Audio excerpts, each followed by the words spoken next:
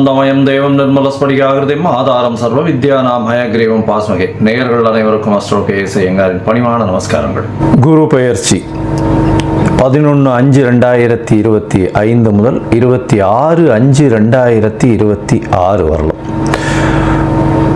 குரு பகவான் ரிஷபராசியில் மிருகசீரிஷம் 2ஆம் பாதத்திலிருந்து மிருகசீரிஷம் 3ஆம் பாதத்திற்கு 11/5/2026 அன்னைக்கு ஞாயிற்றுக்கிழமை சித்த யோகம் கொண்ட நாளில்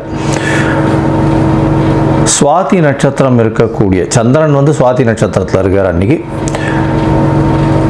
மிருகசீரிஷம் 2லிருந்து மிருகசீரிஷம் 3ஆம் பாதத்திற்கு, அதாவது ரிஷபராசியிலிருந்து மிதுன ராசிக்கு பெயர்ச்சியாளர். சரி, குரு பகவான் அப்படின்னு சொல்லும் பொழுது பார்த்தேனால் குரு பார்க்க கோடி நன்மை அப்படின்னு சொல்லக்கூடியது. இயற்கை சுவர்களிலே முதன்மை சுவர்னு சொல்லக்கூடியவர் குரு. 100% அவர் இருந்த இடத்தையும் சரி பார்த்த இடத்தையும் சரி எப்பொழுதுமே பலப்படுத்தக்கூடியவர். பொதுவாகவே சில கிரகங்கள் பார்த்தா அந்த இடம் கெட்டு போகும்னு சொல்லுவார். ஆனால் இவர் பார்த்தா அந்த கிரகங்கள் சுபப்படும். அதனால் அதீத சுபர்னு சொல்லக்கூடியவர். அதனால் பார்த்தேனால் குரு பார்க்க கோடி நன்மை அப்படின்னு சொல்லக்கூடியது. குரு அப்படின்னு சொல்லக்கூடியவரை பொன்னன் அப்படின்னு சொல்லுவாள். அதை தவிர ப்ரஹஸ்பதி அப்படின்னு சொல்லுவாள். அதனால் குரு அப்படின்னு சொல்லும் பொழுது எல்லாவற்றையும் அவருடைய அருளால் மட்டுமே எல்லா விஷயங்களும் போகக்கூடியது. குருவுக்கும் புதனுக்கும் பெரிய வித்தியாசம் என்னன்னா, புதன் அறிவு காரகன், அறிவு சம்பந்தப்பட்ட கணிதம் சம்பந்தப்பட்ட விஷயங்களை பண்ணக்கூடிய விஷயங்கள் புதன் மூலியமாக வரும். ஆனால் குருவின் அருள் இருந்தால் மட்டும்தான் அந்த உபயோகத்தை, அந்த படித்த வித்தையை உபயோகப்படுத்தக்கூடிய தன்மையை உபயோகப்படுத்தக்கூடிய நேரத்தில் உங்களுக்கு ஞாபகம் வரும். அதனால தான் குருவின் பார்வை எந்த காலகட்டத்திலும் உங்களுக்கு ஏற்றது. குருவின் ஆசீர்வாதங்கள் ரொம்பவும் முக்கியமானது அப்படின்னு சொல்லக்கூடியது. சரி, குருவை பற்றி சொல்லும் பொழுது பார்த்தேனால் அவர் பொன்னன்னு சொல்லுவோம். அதை தவிர அவர் ப்ரஹஸ்பதினு சொல்லுவோம், தேவகுருன்னு சொல்லுவோம். இருக்கும் கிரகங்கள் 9 கிரகங்கள். அந்த 9 கிரகங்களில் 7 கிரகங்களை சொல்லுவோம். 2 கிரகங்கள், அதாவது ராகு கேத்துன்றது ஒரே உடலில் 2 தலையும் வாலாகவும் இருக்கிறதுனால அது சாயா கிரகங்கள். ஒரு இதுதான், அதாவது நிழல் அப்படின்னு சொல்லக்கூடியது.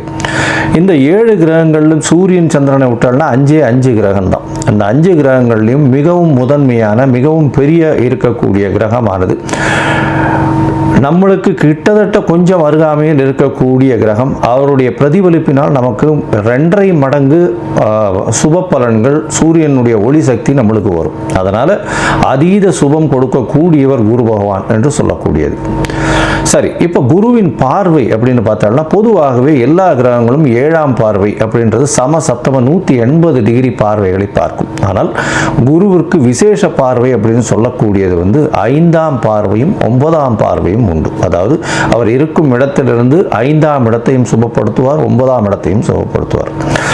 மேலும் பார்த்தேனால் இந்த குரு பகவானுக்கு காலபுருஷ தத்துவத்தில் 9வது ராசியும் 12வது ராசியும் கொடுக்கப்பட்டிருக்கு. இதில் என்ன விசேஷம் அப்படின்னா, பாக்யஸ்தானத்தின் அதிபதினு சொல்லக்கூடியவர் குரு. அதாவது உங்களுக்கு ஒரு நல்ல விஷயம், எந்த ஒரு விஷயத்திலும் தடங்கள் இல்லாமல் பாக்கியங்கள் கிட்டணும் அப்படின்னா, செல்வங்களாக இருக்கட்டும், படிப்பனாக இருக்கட்டும், எந்த ஒரு விஷயம், நல்ல மனைவி இல்லாள், அது தவிர நல்ல இல்லம், அது தவிர குழந்தை பிராப்தி, எல்லா விஷயத்துக்குமே பாக்கியம் கிடைச்சிருக்குன்னு சொல்லணும்னாலே அதுக்கு குரு உங்களுடைய ஜாதகத்தில் நல்ல வலுப்பெற்று லக்னத்திற்கு இருக்கணும்.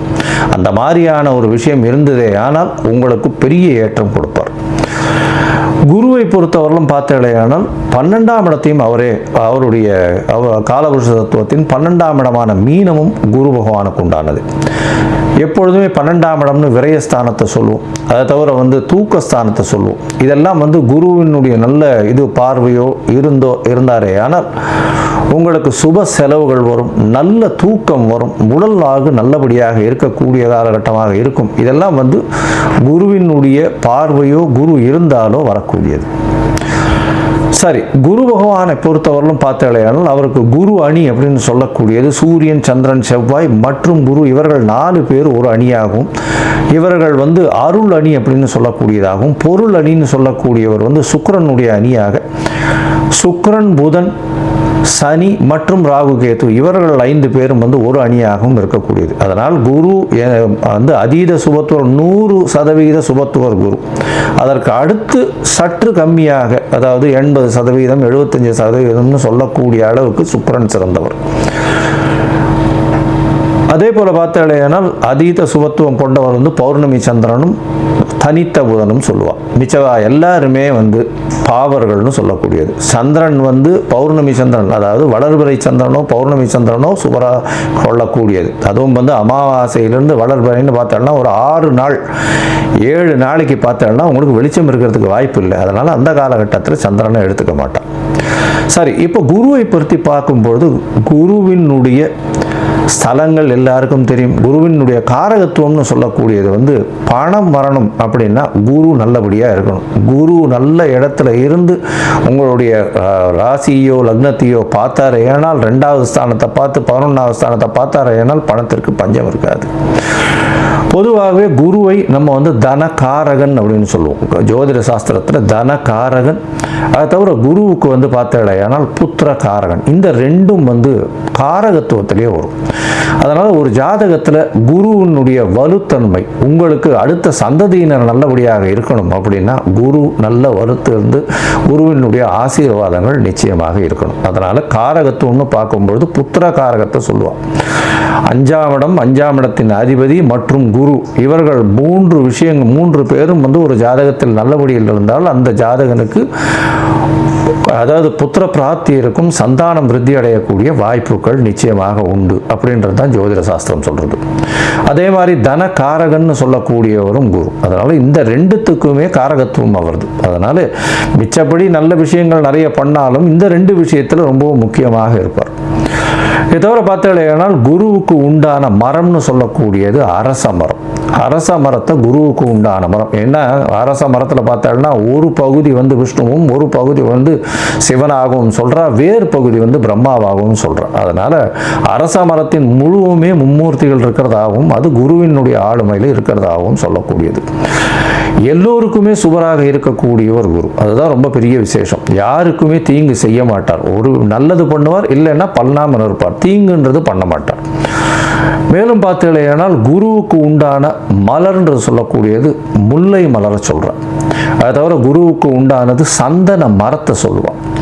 இதை தவிர பார்த்தீங்கன்னா இந்த சந்தன மரம் தானம் கொடுக்குறது, அதாவது கொண்ட கடலை, மஞ்சள் நிறம், இந்த மாதிரியான விஷயங்கள் குருவுக்கு சொல்கிறான். இது எதுக்கு சொல்கிறேன் அப்படின்னா ஒருவருக்கு குரு அந்த அளவுக்கு சரியில்லை, இந்த குரு பெயர்ச்சி கொஞ்சம் பிரச்சனைகள் இருக்குது, அதனால் அவளுக்கு வந்து பிரச்சனைகள் வந்து அதிகமாக போகக்கூடிய வாய்ப்பு இருக்குது. அதாவது தனம் வருமானத்திலும் சரி, அதை தவிர வந்து அவளுக்கு உண்டான புத்திர பாக்கியங்களும் சரி, இல்லை புத்திரர்களால் பிரச்சனைகளாக இருந்தாலும் சரி, இல்லை கடன் ஏறக்கூடிய வாய்ப்புகளாக இருந்தாலும் சரி, கடல் கழுத்தை நெருக்கக்கூடிய வாய்ப்புகளாலும் சரி, இந்த மாதிரியான எளிய பரிகாரங்களை செய்கிறது ரொம்பவும் நல்லது. அதாவது என்ன அப்படின்னா முதல்ல வந்து குரு காயத்ரின்னு சொல்லக்கூடிய ஓம் ரிஷபத்வஜாய வித்மகே கிருணிஹஸ்தாய தீமகி தன்னோ குரு பிரச்சோதயாத்து அப்படின்ற இந்த குரு காயத்ரி மந்திரத்தை ஒரு நாளைக்கு 3 தரமாவது இந்த குரு அடுத்த பெயர்ச்சி ஆறவர்களும் சொல்கிறது ரொம்பவும் நல்லது.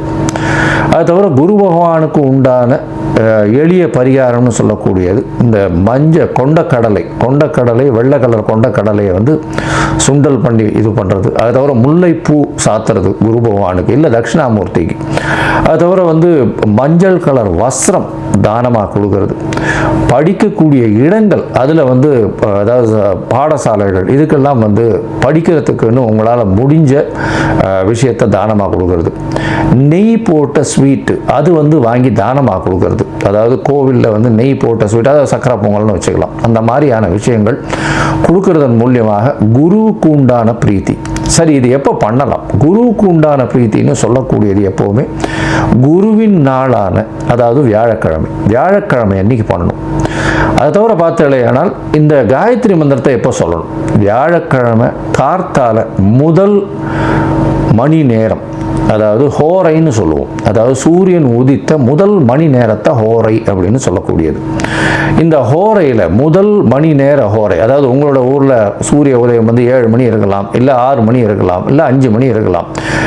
எந்த மாதிரியான இதுவாக இருந்தாலும் சூரிய உதயத்தின் முதல் மணி நேரம் வியாழக்கிழமை அன்னைக்கு இந்த இது காயத்ரி மந்திரத்தை 3 முறை சொல்கிற இல்லையானால் உங்களுக்கு வரக்கூடிய வர வேண்டிய எந்த பிரச்சனைகளிலிருந்தும் நிச்சயமாக தவிர்க்கப்படும்.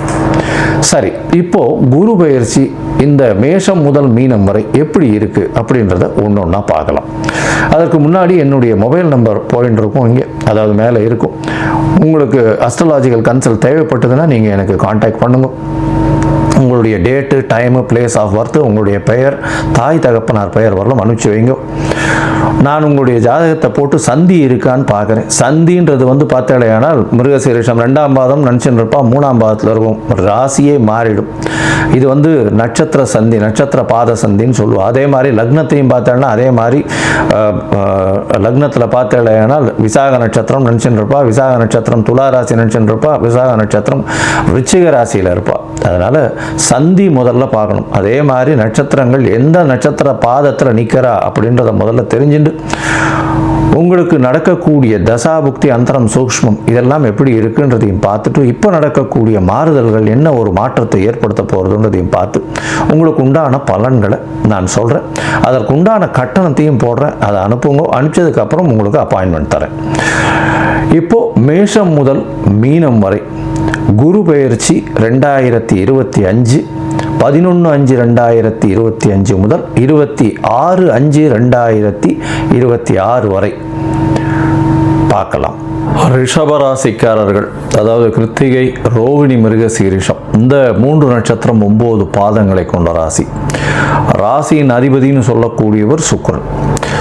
பொதுவாகவே பார்த்தீங்கன்னா இந்த ரிஷப ராசிக்கும் துலா ராசிக்கும் பெரிய ஏற்றத்தை குரு பகவான் கொடுக்கறதில்லை. இருந்தாலும் அவருடைய காரகத்துவத்தில் வரக்கூடிய விஷயங்களை நல்லபடியாக பண்ணுவார். இவாளுக்கு பார்த்தால்னா ஒரு இமேஜ் வரும். அதாவது அவருடைய பதவி, புகழ், அந்தஸ்து, கௌரவம்லாம் வந்து எப்போவுமே குரு பகவான் நல்ல ஒரு ஏற்றத்தை கொடுப்பார். பொதுவாகவே பார்த்தாலேயானால் இந்த ரிஷபராசிக்காரர்களுக்கு பார்த்தீங்கன்னா இந்த வருஷ பெயர்ச்சியில், அதாவது 11/5/2025 குரு உங்களுடைய ராசிக்கு 2ஆம் இடத்துக்கு போகிறார். இவ்வளோ நாளாக பார்த்தோம்னா குரு உங்களுடைய ஜென்ம ராசியில் இருந்ததுனால ஸ்ட்ரெஸ் ரொம்ப அதிகமாக இருக்கும். யாராவது உங்களை தேவையில்லாமல் வந்து மனக்குழப்பத்துக்கு ஆளாக்குவாங்க, மன அழுத்தத்தில் போவீங்க. அது தவிர உங்களுடைய ஈகோன்னு சொல்லக்கூடிய இதுவை கட் பண்ணுவாங்க. அதன் மூலியமாக உங்களுக்கு மனசு கஷ்டங்கள் அதிகமாக வரும். இதெல்லாம் வந்து இந்த ஜென்மத்தில் குரு இருக்கும்போது நடந்தது. இப்போ பார்த்தாலேயானால் குரு பகவான் உங்களுடைய ராசிக்கு 2ஆம் இடத்துல போகிறார். பெரிய விசேஷம் என்னென்னா தனஸ்தானத்துக்கு தனகாரகன் போகிறார். தனகாரகன் அப்படின்னு சொல்லக்கூடியவர் குரு. அவர் வந்து தனஸ்தானம்னு சொல்லக்கூடிய 2ஆம் இடத்துல போயிருக்கார். இதன் மூலியமாக பார்த்தாலேயானால் உங்களுடைய ராசிக்கு பண வருமானம் அதிகமாக இருக்கும். எந்த இடத்திலிருந்து பணம் வருதுன்னே தெரியாது. அபரிமிதமான பண வருமானம் வரக்கூடிய வாய்ப்புகள் உண்டு. இதை தவிர பார்த்தீங்கன்னா வெளிநாட்டிலிருந்து பணம் வரும். அதை தவிர 2ஆம் இடம்னு சொல்லக்கூடியது குடும்பம், வாக்கு, தனம் அப்படின்னு சொல்லக்கூடிய ஸ்தானம். இதன் மூலியமாக உங்களுடைய பேச்சில் நல்ல ஒரு ஏற்றம் இருக்கும். அடுத்தவர்களை கவரக்கூடிய, வசீகரிக்கக்கூடிய அப்படின்னா வந்து அதாவது தன்னுடைய நிலைமை விட்டு கீழே இறங்காமல் அவர்களை வந்து தன்னுடைய ஆளுமையில் கொண்டு வரக்கூடிய இது கொண்டு வருவார். ஏன்னா குருவினுடைய பேச்சின் மூலியமாக நிச்சயமாக உங்களுக்கு எல்லா விதமான ஏற்றம் இருக்கும். 2ஆம் இடத்தில் இருக்கக்கூடிய குரு பேச்சாளர்களுக்கு பெரிய ஏற்றத்தை கொடுக்கும். அதுவும் வந்து அரசியல் இந்த மாதிரியான விஷயங்கள் இருக்கிறவங்க, கலைத்துறையில் இருக்கிறவங்க பெரிய ஏற்றத்தை கொடுக்கும். பணவரவிற்கு பஞ்சம் இருக்காது. எது எடுத்தாலும் வெற்றி கிடைக்கக்கூடிய வாய்ப்பு. குடும்பத்தில் பார்த்தீங்கன்னா கணவன் மனைவிக்குள்ள நல்ல ஒரு அந்யோன்யம் இருக்கும். குடும்பத்தில் சுப நிகழ்வுகள் நிகழும். எல்லா வகையிலையும் பணம் வரக்கூடிய காலகட்டமாக அமைப்போகிறது. சரி, இப்போ குரு வந்து 2ஆம் இடத்துல இருக்கார். 2ஆம் இடத்துல இருக்கக்கூடிய குரு உங்களுடைய உங்களுடைய ராசிக்கு பார்த்தாலேனால் 6ஆம் இடம் 8ஆம் இடம் 10ஆம் இடம்னு சொல்லக்கூடிய இடத்தை பார்க்குறார். 6ஆம் இடம்னு சொல்லக்கூடியது ருணரோக சத்துஸ்தானம்னு சொல்லக்கூடியதை குரு பார்க்குறார். அதனால் இவ்வளவு நாளாக உடல்நிலையில் பின்னடைவு இருந்தவா அவளுக்கெல்லாம் வந்து ஒரு நல்ல ஏற்றம், உடல்நிலையில் நல்ல ஒரு ஏற்றம் கிடைக்கக்கூடிய காலகட்டமாக அமையும். அது தவிர பார்த்தாலேயானால் உங்களுடைய ராசிக்கு 6ஆம் இடத்தை பார்க்கக்கூடிய குரு கடன் இவ்வளவு நாளாக இருந்ததேயானால் கடன் எல்லாம் அடையக்கூடிய வாய்ப்புகள் உண்டு. அதாவது அவர் சத்துருக்களோட வந்து உங்களுக்கு ஒரு அதாவது அவர்களே வந்து உங்களோட பேசி சரி உங்ககிட்ட பிரச்சனைகள் வேண்டாம்னு சொல்லி அவர்களே அடங்கி போகக்கூடிய காலகட்டமாக அமையப்போகிறது. ஏன்னா குரு பகவான் பார்த்தா அந்த இடத்த வந்து நிச்சயமாக எந்த ஒரு பிரச்சனைக்கும் வரவிடாமல் சுமூகமாக தீர்வை எட்டக்கூடியவர். அதனால் குரு பார்க்கக்கூடிய நன்மைன்னு சொல்லக்கூடியது. அதனால் பார்த்தாலேயானால் பெரிய ஏற்றம் கிடைக்கும்.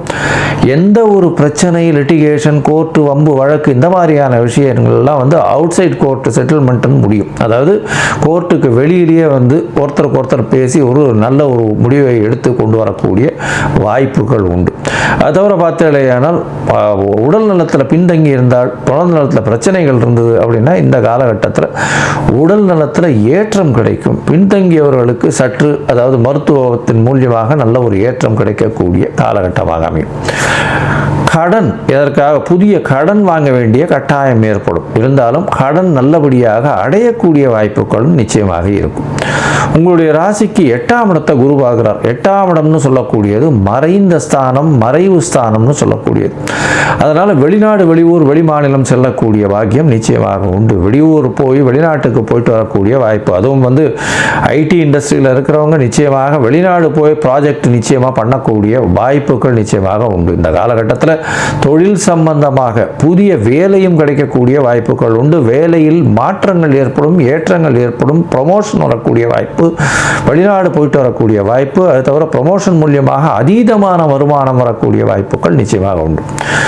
உங்களுடைய ராசிக்கு பார்த்தாலேயானால் 8ஆம் இடம்னு சொல்லக்கூடியது மறைந்து இருக்கக்கூடிய ஸ்தானம். அதனால் வெளிநாடு போய் சம்பாதிக்கக்கூடிய வாய்ப்பு, வெளிநாட்டிலிருந்து பணம் வரக்கூடிய வாய்ப்புகள் நிச்சயமாக உண்டு.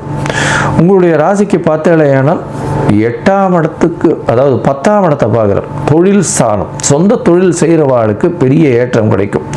புது புது முயற்சிகள், யுக்திகள் மூலியமாக பண வரவிற்கு பஞ்சம் இருக்காது. ஏன்னா 10ஆம் இடத்துல சனியும் வந்து ஆட்சி பெற்று போயிருக்கார். சனியோடு சேர்ந்து ராகுவும் இருக்கார். கோதண்ட ராகுவாக மாறுறார். அபரிமிதமான தொழிலில் பெரிய ஏற்றம். இவ்வளவு நாளாக ஒரு 4 எம்ப்ளாயீஸை வச்சு பண்ணிட்டு இருந்தவங்க இப்போ வந்து 25, 50, 100ன்னு அவர்களுடைய வியாபாரத்தை பெருக்கக்கூடிய வாய்ப்புகள் அதிகம். அது தவிர வியாபாரத்தில் பார்த்தோம்னா பெரிய அதாவது இவ்வளவு லட்சங்களில் பண்ணவாள்லாம் இப்பெல்லாம் கோடீஸ்வரன், கோடிகளில் புரளக்கூடிய வாய்ப்புகள் நிச்சயமாக இருக்கும். மொத்தத்தில் பார்த்தாலேயானால் இந்த குரு பெயர்ச்சி உங்களுடைய ராசிக்கு 2ஆம் இடத்துல இருக்கக்கூடிய குரு பணவரவிற்கு பஞ்சம் இருக்காது. குடும்பத்தில் நல்ல சந்தோஷம் அமையக்கூடிய வாய்ப்பு, குடும்பத்தில் சுப செலவுகள் அமையக்கூடிய வாய்ப்பு, பண வருமானம் அதாவது எண்ணெய் கொட்டக்கூடிய அளவிற்கு பிசிறு இல்லாமல் கொட்டிக்கொண்டே இருக்கும். ராசிக்கு 6ஆம் இடத்தை பார்க்கறதுனால அதாவது உங்களுடைய ராசிக்கு 6ஆம் இடத்தை பார்க்கறதுனால புது வேலை கிடைக்கக்கூடிய வாய்ப்பு, கடன்கள் எல்லாம் முடியக்கூடிய வாய்ப்பு, புதிய கடன் எடுக்கக்கூடிய வாய்ப்பு, உடல் நலத்தில் நல்ல ஒரு ஏற்றம், அபிவிருத்தி இருக்கக்கூடிய வாய்ப்புகள் நிச்சயமாக உண்டு. போட்டிகள் எல்லா விஷயத்திலும், பிரச்சனைகள் எல்லா விஷயத்திலும் சுமூகமாக செல்லக்கூடிய வாய்ப்புகள் நிச்சயமாக உண்டு. கோர்ட்டு, வம்பு, வழக்கு இந்த மாதிரியான விஷயங்களில் உங்களுக்கு வந்து வெளியில் அவுட் சைட் கோர்ட் செட்டில்மெண்ட் நடக்கக்கூடிய வாய்ப்புகள் நிச்சயமாக உண்டு. ராசிக்கு 8ஆம் இடத்தை பார்க்கக்கூடிய குரு வெளிநாடு செல்லக்கூடிய பாக்கியத்தை கொடுப்பார். வேலை நிமித்தமாக வெளிநாடு, வெளியூர், வெளிமாநிலம் செல்லக்கூடிய வாய்ப்புகள், வெளிநாட்டிலிருந்து பணம் வரக்கூடிய வாய்ப்புகள், திடீர் பணம், லாபகரமான பணம் வரக்கூடிய வாய்ப்புகள், ரேஸு, லாட்ரி இந்த மாதிரியான விஷயங்களில், ஜாக்பாட் இந்த மாதிரியான விஷயங்களில் எதிர்பாராத இடத்திலிருந்து திடீர் பணங்கள் வரக்கூடிய வாய்ப்புகள் நிச்சயமாக உண்டு. ராசிக்கு 10ஆம் இடத்துல பார்த்தாலேயானால் 10ல் இருக்கக்கூடிய சனியும் ராகுவையும் பார்க்கறதுனால தொழிலில் அபரிமிதமான ஏற்றம் இருக்கும். தொழிலில் பார்த்தாலேயானால் புதிய மாற்றங்களை ஏற்படுத்தி அதிகமான நபர்கள் வந்து தொழில் இறங்கக்கூடிய வாய்ப்புகளும், தொழில் மூலியமாக அதீத அபிவிருத்தி இருக்கும். இன்வெஸ்ட்மெண்ட் அதிகமாக போடக்கூடிய வாய்ப்புகள் நிச்சயமாக உண்டு. தொழில்கள் டர்ன் ஓவர் ஏறக்கூடிய வாய்ப்புகள், பெரிய தொழில்கள் அமைய அடையக்கூடிய வாய்ப்புகள் நிச்சயமாக உண்டு.